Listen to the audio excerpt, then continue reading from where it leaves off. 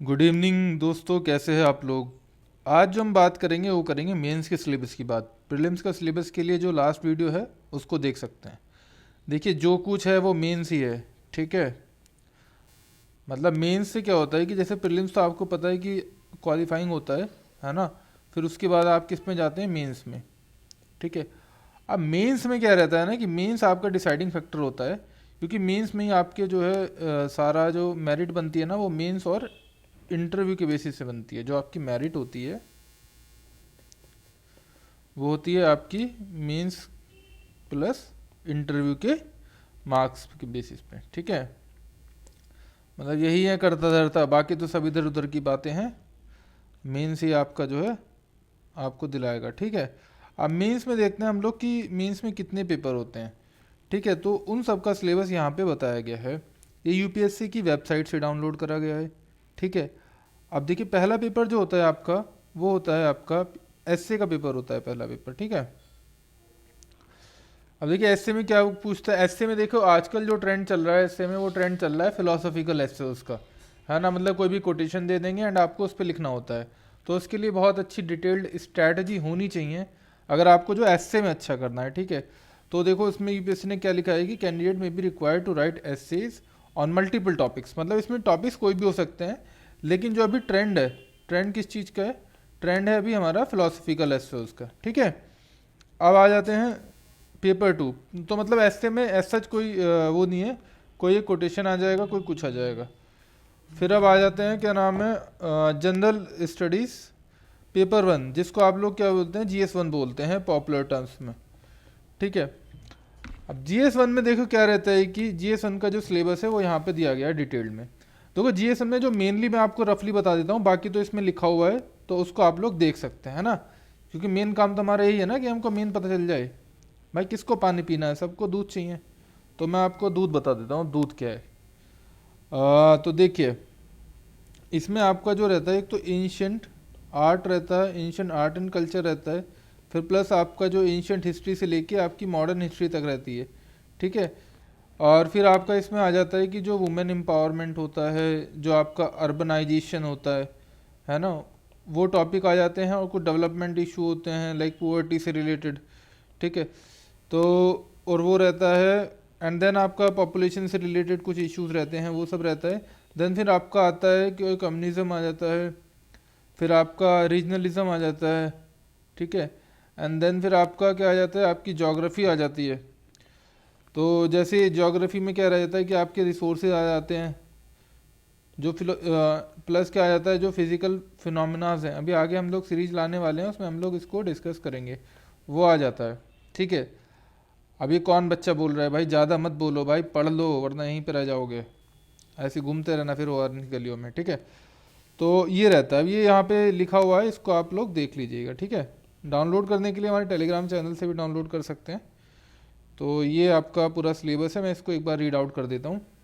Indian culture will cover the salient aspect of art form, मतलब जो भी art forms होती हैं लाइक डांस हो गया, म्यूजिक हो गया, वो सब रहती हैं इसमें, है ना। आर्ट फॉर्म्स हो गया, लिटरेचर हो गया, जैसे आपने संगम लिटरेचर सुना होगा।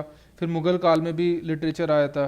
एंड देन आर्किटेक्चर, जैसे आपने आर्किटेक्चर सुना होगा, एक जैसे नगरा स्टाइल टेम्पल्स होते हैं हमारे नॉर्थ में, एंड आपके द्रविडास होते हैं साउथ में, तो इस तरीके के रहता है। देन फिर आते हैं मॉडर्न हिस्ट्री पे। मॉडर्न हिस्ट्री में जैसे क्या रहता है, पर्सनालिटीज पे क्वेश्चंस होते हैं, इवेंट्स पे क्वेश्चंस होते हैं, और मतलब जो जो उस समय सोशल इविल्स थे उससे रिलेटेड क्वेश्चंस रहते हैं। देन फिर हमारा फ्रीडम स्ट्रगल है। फ्रीडम स्ट्रगल में मतलब क्या क्या चीज़ें हैं, मतलब किस किसने क्या क्या कंट्रीब्यूट करा, वो सब रहता है कि मतलब गांधी जी ने क्या करा। आपने देखा होगा कि गांधी जी का बहुत ज़्यादा कंट्रीब्यूशन आता है। ठीक है, फिर आपका पोस्ट इंडिया कंसोलिडेशन है। आपने भी देखा होगा जो स्टैचू ऑफ यूनिटी है जो कि आपके अहमदाबाद में है, वो जो क्या करा था, जो हमारे सरदार वल्लभ भाई पटेल जो एक लीडर थे, उन्होंने क्या करा था, जो 565 रियासतों को इकट्ठा करा था, एक साथ लाए थे इंडिया में। और जो तीन चार वो थे ना जो अपने आप में थोड़ा दादा बन रहे थे, उनको भी इन्होंने डिफरेंट डिफरेंट तरीके से, किसी को डिप्लोमेसी से, किसी को फोर्स के थ्रू, इस तरीके से करा था। तो पढ़ेंगे आप जब अच्छे से तो काफ़ी अच्छे समझ में आएगा। फिर आ जाता है इसमें वर्ल्ड हिस्ट्री आती है। वर्ल्ड हिस्ट्री जैसे एक बोला जाता है कि present is nothing but the off root of the history. तो वर्ल्ड की हिस्ट्री पता होना जरूरी है। तो कौन कौन से इवेंट्स होते हैं 18 सेंचुरी से, जो इवेंट्स स्टार्ट हुए थे, लाइक आपका कौन सी फ्रेंच रिवोल्यूशन हो गई, ठीक है, फिर आपकी अमेरिकन रिवॉल्यूशन हो गई, देन आपका रशियन रिवॉल्यूशन हो गया, तो ये सब आता है।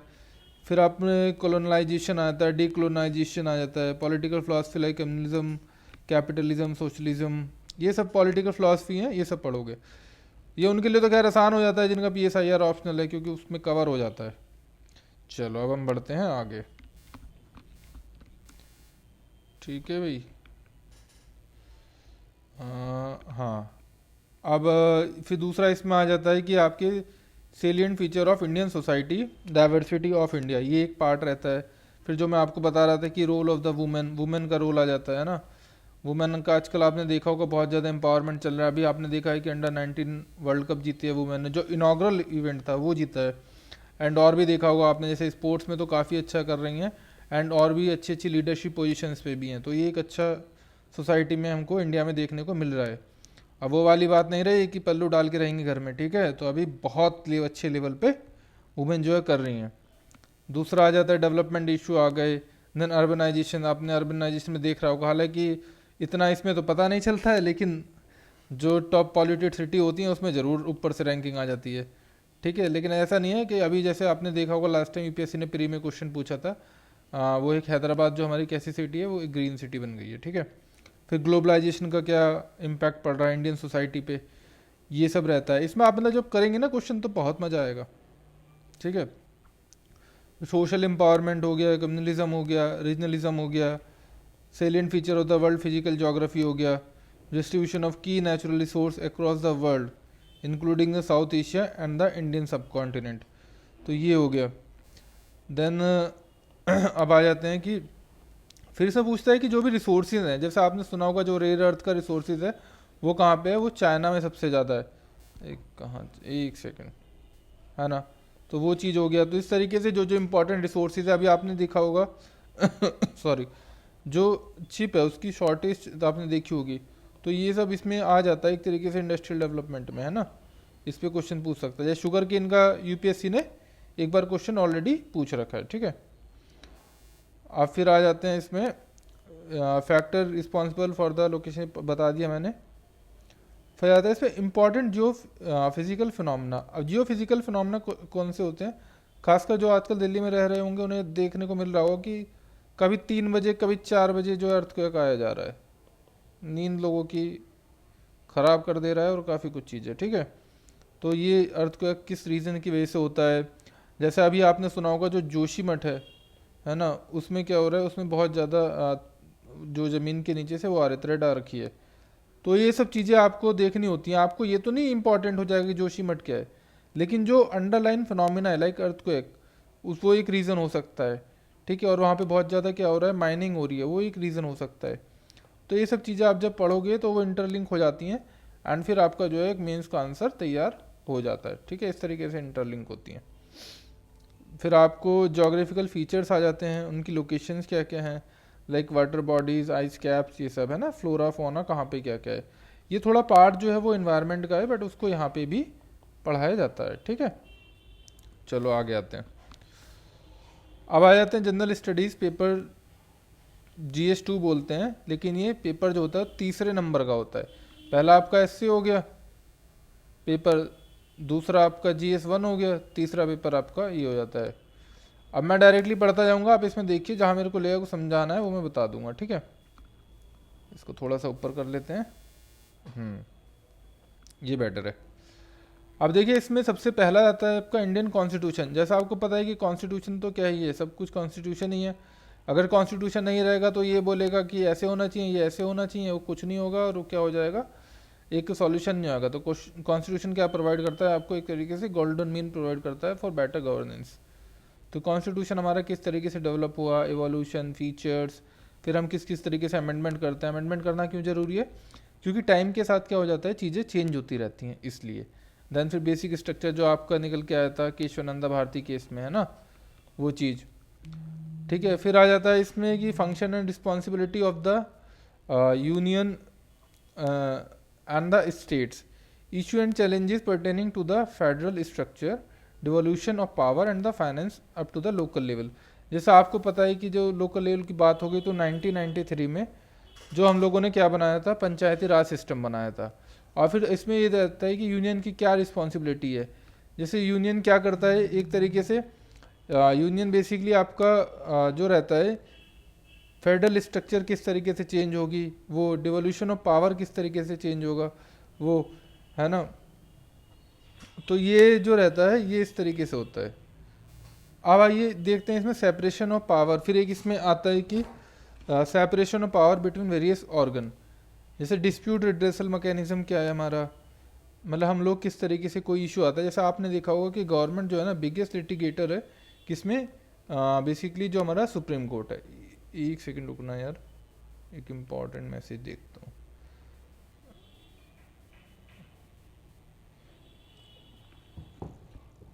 हाँ तो देखिए इसमें क्या है कि comparison of Indian constitutional schemes with that of other countries.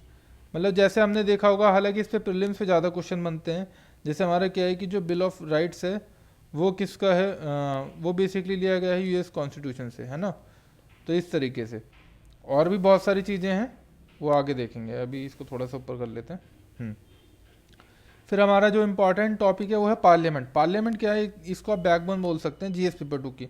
मतलब आपको जैसे अगर मैं बोल रहा हूँ 250 वर्ड्स का आंसर लिखना है ना, तो आपका ये मान के चल लो कि आपको जो है ना 2 पॉइंट्स तो हर आंसर में आप पार्लियामेंट के लिख के ही आएंगे। तो पार्लियामेंट बहुत इंपॉर्टेंट हो जाता है। स्टेट लेजिस्लेचर, उसकी स्ट्रक्चरिंग क्या है कि मतलब जैसे हमारे पार्लियामेंट जो है उसमें क्या रहता है, पार्लियामेंट जैसे लॉ बनाता है तो उसमें इतने मेंबर्स होते हैं, 552 रहते हैं जैसे हमारे उसमें है लोकसभा में, है ना। तो फिर उनकी फंक्शनिंग क्या है, मतलब कैसे लॉ जो बनाया जाता है, डिफरेंट काइंड ऑफ मोशंस क्या होती हैं, है ना, वो सब लोग हम पढ़ेंगे। फिर उसका जो बिजनेस है वो किस तरीके से कंडक्ट होता है, जैसे स्पीकर को क्या क्या पावर रहती हैं, है ना, ये सब पावर क्या है, प्रिविलेजेस क्या हैं, ये सब ठीक है इसमें देखेंगे हम लोग। फिर आप क्या कीजिए ना, सबका थोड़ा थोड़ा बना लीजिए। इसमें structure, organisation and functioning of executive. Executive क्या होते हैं, जो हमारे बेसिकली जो मिनिस्टर्स होते हैं ना, और काउंसिल ऑफ मिनिस्टर्स होती है, सीओएम जिसे बोलते हैं, ये हमारे एग्जीक्यूटिव्स रहते हैं। लेजिस्लेचर कौन रहते हैं, जैसे एमएलएज हो गए, ये स्टेट के लेजिस्लेचर वो उनको बोला जाता है। और जो एमपीज होते हैं वो आपके जो सेंट्रल के लेजिस्लेचर्स होते हैं उनको बोला जाता है, ठीक है। और ये लोकसभा के लिए। बाकी ये फिर salient feature of representation of people act, ये बहुत इंपॉर्टेंट है क्योंकि ये बहुत पूछा जाता है और इसको आप as a passing reference use करा जाता है। डिफरेंट डिफरेंट आंसर्स में इसको as a passing reference use करा जाता है। फिर आपका आ जाता है इसमें appointment to the constitutional bodies. Constitutional bodies कौन कौन सी हो गई, जैसे आपका कैग हो गया, है ना, फिर आपका इलेक्शन कमीशन हो गया। तो ये सब क्या हो गई, इनकी क्या क्या पावर रहती है, जैसे कैग की क्या पावर रहती है, क्या क्या करता है, ऑडिट करता है जो भी गवर्नमेंट का एक्सपेंडिचर होता है वो। फिर आपका इलेक्शन कमीशन क्या करता है, इलेक्शन कंडक्ट कराता है, उसके पास पावर हैं, उसमें क्या क्या इश्यूज़ हैं, ना। जैसे अगर मैं इसी की बात करूँ लेके, तो इसमें जो क्वेश्चन बनते हैं, मतलब फर्स्ट ऑफ द ये होता है कि होता है क्या, मतलब व्हाट इज़ दिस। देन फिर रहता है कि जो पर्टेनिंग प्रोविजंस हैं इसको अपनी जो फंक्शनिंग है उसको प्रॉपर करने के लिए। फिर इसमें क्या है कि इश्यूज़ या चैलेंजेस क्या क्या है, मतलब मीन्स में हम लोग इस तरीके से लिखते हैं। देन फिर हम लोग क्या बताते हैं, वे फॉरवर्ड बताते हैं। तो ये सब इसमें रहता है। चलो नेक्स्ट आते हैं। हाँ फिर जैसे कुछ हमारी स्टैट्यूटरी बॉडीज़ भी हैं, रेगुलेटरी बॉडीज़ हैं। स्टैट्यूटरी में जैसे आपका आ जाता है, जैसे सेबी हो गई, ये हमारी एक स्टैट्यूटरी बॉडीज़ है। आरबीआई हो गया, है ना, ये सब स्टैट्यूटरी। आरबीआई एक रेगुलेटरी बॉडी हो गई। फिर क्वासी जुडिशियल बॉडीज़ होती हैं बहुत सारी हमारी। क्वासी जुडिशियल बॉडीज़ मतलब है ना, वो भी एक तरीके से बॉडी रहती है, जैसे एनएचआरसी हो गई, ह्यूमन राइट्स कमीशन वाली वो। देन फिर आ जाता है कि government policies and intervention for the development in various sector and issues arising out of their design. फिर जैसे गवर्नमेंट बहुत सारी पॉलिसीज़ लाता है ना, जैसे अभी बहुत सारा चल रहा है एमजी नरेगा के बारे में, है ना। तो इसमें क्या है कि ये पॉलिसी में ये एक पॉलिसी लाया कि बहुत सारे सेक्टर्स को डेवलप करने के लिए। तो उसमें क्या रहता है, उसके डिज़ाइन में क्या प्रॉब्लम, इम्प्लीमेंटेशन में। जैसे मनरेगा में आपने देखा होगा पहले पेमेंट का बहुत डिले होता था, लेकिन अभी इन्होंने क्या कर दिया है कि इंटीग्रेटेड मैनेजमेंट सिस्टम ला दिया है। तो उससे क्या है कि इतना डिले नहीं होता है। तो आपको इसी तरीके से ना सारी स्कीम्स के बारे में पढ़ना होता है। नेक्स्ट आते हैं। नेक्स्ट है आपका developmental process and development industries. Basically development process और डेवलपमेंट इंडस्ट्री से क्या मतलब है, जैसे जो कैपिटल एसेट्स क्रिएट करती हैं वैसी इंडस्ट्रीज़। लाइक अगर मेरे को जो है, अब इंडिया चाह रहा है कि हम लोग सोलर एनर्जी बनाएंगे, तो जो सोलर पैनल है वो तो किसी को क्रिएट करने होंगे ना, तो वो वैसी इंडस्ट्री के लिए क्या प्रोसेस रहेगा, क्या इंडस्ट्री है। और जैसे उसमें देखो एनजीओ आ जाता है, एसएचजी आ जाता है, वेरियस ग्रुप डोनर्स आ जाते हैं, charities, institutional and other stakeholders. अब डेवलपमेंट क्या है कि जो हमारा इंडिया का कॉन्स्टिट्यूशन है वो क्या है कि सबको साथ में चल के लेने वाला है। तो उसमें डेवलपमेंट प्रोसेस में जैसे वुमेन का डेवलपमेंट होना चाहिए, फिर जैसे एनजीओज हैं तो उसमें जो चाइल्ड बहुत ज़्यादा हमारे ट्रैफिकिंग होती है, तो उसको इम्प्रूव करने के लिए क्या क्या चीज़ें हैं, वही सब इसमें हम लोग पढ़ते हैं। फिर आया वल्नरेबल सेक्शन जो होते हैं, जो मैंने वही बताया, ये भी सेम ही सा है थोड़ा सा, ठीक है, ये आप देख लेना। फिर इसमें अगला पॉइंट आ जाता है जो सिलेबस में है, वो है development and the management of social sector related to health. अब ये जो हमारे 3 सोशल सेक्टर हैं, इनके लिए क्या क्या एक स्कीम है, जैसे अभी गवर्नमेंट लेके आई थी न्यू एजुकेशन पॉलिसी, तो एक ये आ गया। फिर ह्यूमन रिसोर्स में क्या है कि जैसे मिनिस्ट्री का नाम ही चेंज कर दिया अभी भी, है ना, तो ये सब चीज़ें हैं। फिर आ जाता है आपका issue related to the poverty and hunger, मतलब पुअर्टी और हंगर, देखो ये आपका जो है जीएस पेपर उनसे ओवरलैप करता है। पुअर्टी और हंगर में जैसे क्या क्या चैलेंजेस हैं इंडिया को अपनी पुअर्टी दूर करने के लिए, फिर हमारे यहाँ इतना हंगर क्यों प्रेवलेंट है जबकि हम जो है वीट के बहुत बड़े प्रोड्यूसर्स हैं, है ना, वीट और राइस के, फिर भी हमारे यहाँ इतनी हंगर रहती है, हंगर इंडेक्स में हमारी रैंकिंग बहुत कम रहती है। तो ये सब चीज़ें। अब आ जाता है important aspect of governance, transparency and accountability, e governance. जैसे आपने देखा होगा आजकल ई गवर्नेंस हो रहा है, जैसे आपने बहुत सारी स्टेट कोर्ट्स ने भी क्या कर दिया है, जो अपनी हाई कोर्ट्स हैं उनको क्या कर दिया है, वो लाइव स्ट्रीमिंग करते हैं, जो केसेस होते हैं उनको ऑनलाइन लिसन कर रहे हैं, तो वो चीज़। फिर आपका आ जाता है इसमें role of civil services in democracy, ये आप देख लेना, मतलब सिविल सर्वेंट का रोल क्या है डेमोक्रेसी में। देख क्या है कि जो डेमोक्रेटिक प्रोसेस होता है ना उसको एज अ इम्प्लीमेंट करते हैं, ठीक है। और क्या करते हैं, वेरियस इनिशिएटिव्स लेते हैं, लाइक जो भी ग्लोबल बेस्ट प्रैक्टिसेस होती हैं उनको करते हैं। और बहुत सारे मतलब ये क्या करते हैं, बियॉन्ड द लिमिट जाके पुश करते हैं और बहुत इंपॉर्टेंट चीज़ें करते हैं, जैसे आपने अशोक खेम का सुना होगा, बहुत सारे लोग हैं ऐसे। फिर इसमें आ जाता है इंडियन नेबरहुड, ये हमारा नेबरहुड, जो आपको पता ही है चाइना क्या कर रहा है आजकल, है ना, थक गए हो तो पानी वानी पी लो, फिर देख लेना। और इसको डाउनलोड कर लो पीडीएफ, ये तो ये समझ लो आपका जब तक आप यूपीएससी से जुड़े हो ना, तो सिलेबस तो ये समझ लो आपका बना ही रहेगा। जैसे एक टूटे आशिक का रहता है ना, उसको बस अपनी गर्लफ्रेंड याद आती रहती है, वैसे ही ये आपका सिलेबस है, आए आपको हमेशा याद रखना है, ठीक है।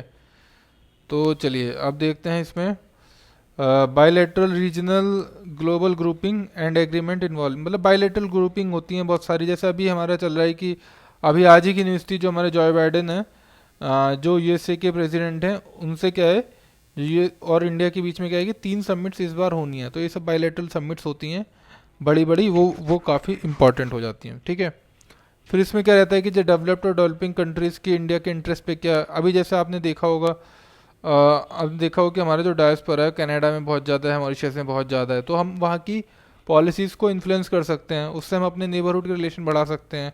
और जैसे हमारे रशिया से में कितने डायस्पोरा है, वो हम लोगों को वो करता है। अब जैसे मैं क्या, पॉलिटिक्स और development, developed and developing country, जब डेवलप्ड की बात करूँ तो मैं जैसे अभी रशिया एंड यूक्रेन का जो वार चल रहा है, तो उनका उसका क्या इम्पैक्ट पड़ेगा, तो वो आप सबको देखना होता है। मतलब इस तरीके से टॉपिक्स में पढ़ेंगे। इंपॉर्टेंट इंटरनेशनल इंस्टीट्यूशंस, वो तो आपको पता ही है, एक इंस्टीट्यूशन है जिसके आगे सब लड़ाई चलती रहती है, इंडिया भी चाह रहा है कि उसको भी एक सीट मिल जाए। तो जैसे यूएन का क्या मैंडेट है, स्ट्रक्चर है, ये सब आपको इसमें पढ़ना होता है। ये देखो, ये GS4 हो गया, अब फिर ये GS3 हो गया, अब आ जाता है पेपर नंबर 4 GS3, है ना। तो इसमें देखते हैं क्या क्या चीज़ें इसमें मेनली जो रहता है, बेसिकली मेनली इसमें क्या रहता है, आपका जो इकोनॉमिक डेवलपमेंट रहता है, एनवायरनमेंट रहता है, सिक्योरिटी रहता है, डिज़ास्टर मैनेजमेंट रहता है, वो सब रहता है, ठीक है। बाकी सिलेबस मैंने यहाँ पे दिया है, तो ये आप इसको देख लेना, कुछ इंपॉर्टेंट होगा तो। अब जैसे यहाँ पे प्लानिंग से क्या होता है, जैसे आपने देखा होगा, प्लानिंग में ये रहता है कि हम लोग कहाँ पे जो है एक्सपेंडिचर करना चाह रहे हैं। हम अगर कैपिटल एसेट बनाना चाह रहे हैं तो उधर हम लोग ज़्यादा इन्वेस्ट करेंगे। जैसे आज ही बजट आया, तो बजट में सब प्लानिंग वगैरह दिया रहता है, ठीक है। रिसोर्स ग्रोथ के क्या पैरामीटर हैं, तो इंक्लूसिव ग्रोथ होना चाहिए। इंक्लूसिव ग्रोथ से क्या मतलब है, इंक्लूसिव ग्रोथ से मतलब है कि जो भी हमारा हर तबका जो है, बेसिकली हमारा जो छोटे से छोटा कर्मचारी और बड़े से बड़ा अधिकारी, सबको एक राइट होना चाहिए वो किसी भी लेवल पे जाने के लिए। तो वो रहता है। फिर बजटिंग होती है, बजट तो आज आया ही है। फिर ये मेजर क्रॉपिंग पैटर्न्स है, ये देख लेना, ठीक है, एग्रीकल्चर से रिलेटेड है। फिर इसमें डायरेक्ट इनडायरेक्ट फार्म सब्सिडीज़ का आता है, इस पर यूपीएससी बहुत क्वेश्चन पूछ चुकी है। फिर आपका पब्लिक डिस्ट्रीब्यूशन सिस्टम आता है। पब्लिक डिस्ट्रीब्यूशन जैसे आपने पीडीएस सुना होगा, जिसका काफ़ी मदद लिया गया था किस टाइम में, और इस पर क्वेश्चन भी एक एक्सपेक्टेड कर सकते हैं हम लोग हमेशा, जो जब कोविड-19 हुआ था तो उसमें एक लिया गया था, है ना। फिर आपका जो फूड प्रोसेसिंग यूनिट हो रही है, अभी हम लोग क्या कह रहे हैं कि जो भी छोटे लैंड ओनर हैं उन लोगों को क्या करना चाहिए, अपनी एक फूड प्रोसेसिंग, अपनी जो लैंड को क्या करना चाहिए, मतलब एक साथ आके, जिससे क्या हो जाए, अब जब ये लोग एक साथ आ जाएंगे, देखिए ये अकेला है और ये एक साथ आ गया तो बहुत बड़ा हो गया ना, तो इसको ये अच्छे से ग्रो कर सकता है, इकोनॉमी ऑफ स्केल यहाँ पे ला सकता है, तो वो चीज़ है, ठीक है। फिर इसमें फूड प्रोसेसिंग हो गया। हाँ, देन आपका क्या रहता है, इंफ्रास्ट्रक्चर। इंफ्रास्ट्रक्चर तो देखिए आपको पता ही है, इस गवर्नमेंट का सबसे बड़ा काम चल रहा है। जैसे उन्होंने भारत माला प्रोजेक्ट निकाला, फिर इन्होंने क्या करा, भारत माला प्रोजेक्ट है, सागर माला प्रोजेक्ट चल रहा है। फिर आपने यूपी में देखा होगा कि हाईवे बहुत ज़्यादा आ रहे हैं, वो सब। फिर इन्वेस्टमेंट मॉडल क्या है कि मतलब हमारा जो कैसा है, कौन कौन से प्रोजेक्ट हम पीपीपी बेस्ड बना रहे हैं, कुछ में हम लोग क्या कर रहे हैं कि डायरेक्ट क्या कर रहे हैं, डेप्ट के थ्रू इन्वेस्ट करवा रहे हैं, तो इस तरीके से। फिर साइंस एंड टेक में क्या रहता है कि हमारा जो साइंस एंड टेक के जो भी इन्वेंशंस हो रही हैं उनका डेली यूज़ में क्या यूज़ है। सपोज जैसे आजकल एआई चल रहा है, ब्लॉकचेन चल रहा है, तो ये सब है ना, ये सब आपको पढ़ने होते हैं। और ये किस कंटेक्स्ट में पढ़ने हैं वो आपको पता है कि जो पीवाईक्यू रहता है उसी के कंटेक्स्ट में पढ़ने होते हैं, उसको बारे में करेंगे, उसके लिए अलग से थीम होती है, ठीक है। देखो मेरे बगल में किसी की शादी हो रही है, उसका हो गया लग रहा है आईएएस वाईएएस ख़त्म, अब बस शादी कर ले रहा है। पढ़ेंगे नहीं तो यही होता है, और क्या ही है, अटेम्प्ट ख़त्म हो गए होंगे, अब शादी ब्याह ही करना है। लेकिन ज़िंदगी में कुछ करना है तो पढ़ना तो पड़ेगा। फिर इसमें क्या है कि achievement of India in science in technology, indigenisation of technology and developing new technology. मतलब इंडियन ने क्या किया, जैसे आपने पढ़ा होगा रमन इफेक्ट इंडिया लाया था, फिर अपने बोर एक इक्वेशन पढ़ी होगी, तो वो बॉस इक्वेशन है ना, तो वो एक इंडिया की है। एंड फिर चंद्रशेखर लिमिट होती है। तो ये सब जो इन्वेंशंस हैं, जो मेजर इन्वेंशंस हैं हमारे ग्लोबल लेवल पे, उनको देखना है। फिर awareness in the field of IT, space, computer, robotics, nano technology, biotech, ये सब है ना। फिर इन्वायरमेंट में जनरली जो क्वेश्चन पूछा जाता है वो ट्रीटी से रिलेटेड पूछा जाता है, ठीक है। क्लाइमेट चेंज से आप एक्सपेक्ट कर सकते हो, कोई अगर कॉप हो रहा है, मतलब कोई समिट हो रही है, तो उससे क्वेश्चन। फिर डिजास्टर और डिजास्टर मैनेजमेंट से एक क्वेश्चन आना ही आना है। फिर linkage between developed and the फिर जो जैसा आपने देखा होगा कि जो हमारा जो झारखंड एरिया हो गया, या हमारे कुछ कुछ और नॉर्थ ईस्टर्न रीजन हो गए, वहाँ पे क्या है कि इंसर्जेंसी बहुत ज़्यादा है, एक्सट्रीमिज़म बहुत ज़्यादा है, और ये हमारी जो मतलब एनिमीज़ कंट्रीज़ हैं वो भी फैलाती हैं। तो उसके बीच के और डेवलपमेंट में क्या इम्पैक्ट पड़ता है, वो सब। Role of external state and the non state actor in creating challenges to internal security. External state और नॉन स्टेट कौन सा, नॉन स्टेट तो आपके जैसे प्रेशर ग्रुप्स हो गए है ना, जैसे इसमें, और एक्सटर्नल स्टेट कौन से हो गए, जैसे इसमें टेररिज्म हो गया, ये भी हो गया है ना, ये सब हो गया। तो ये सब जो प्रॉब्लम क्रिएट करते हैं। चलिए अब आते हैं अगला। अब आते हैं हम लोग जीएस पेपर 4 पे। जीएस पेपर 4 जो आपका एथिक्स का रहता है, मतलब ये पेपर इसलिए डाला गया था ताकि लोग करप्शन कम करें, लेकिन करप्शन का डाटा उठा के देख लो तो करप्शन बढ़ ही रहा है। अभी इस साल तो कुछ 2022 में तो कुछ ज़्यादा ही निकला है। तो ये इसमें मतलब बेसिकली इसमें क्या रहता है कि मतलब जो वैल्यूज़ होती हैं जो इंसान को एक आइडियल सेंस में फॉलो करनी होती हैं, ठीक है। और कौन कौन सा सब्जेक्ट, अब मैं ये थोड़ा जल्दी करूँगा क्योंकि इधर मेरे बगल से ना किसी दूल्हे का जो है शहरा निकल रहा है, तो आज जीएस 4 ही कंप्लीट करता हूँ, ठीक है। फिर इसको क्लब कर देंगे बाद में। तो आज जीएस 4 का सिलेबस है, ये देख लेना आप। Ethics and human interference, essence क्या है एथिक्स का, डिटर्मिनेंट्स क्या है, ये सब पढ़ लेना है ना। बाकी इसमें जब इंडिविजुअली हम लोग पेपर जो तैयार करेंगे तो उसमें आप लोगों को अच्छे से बताई दिया जाएगा हर टर्म का क्या मीनिंग होता है, एंड उस पर यूपीएससी ने क्या क्या क्वेश्चन पूछे हैं वो आपको बता देंगे, ठीक है। जैसे एटीट्यूड पूछ रहा है,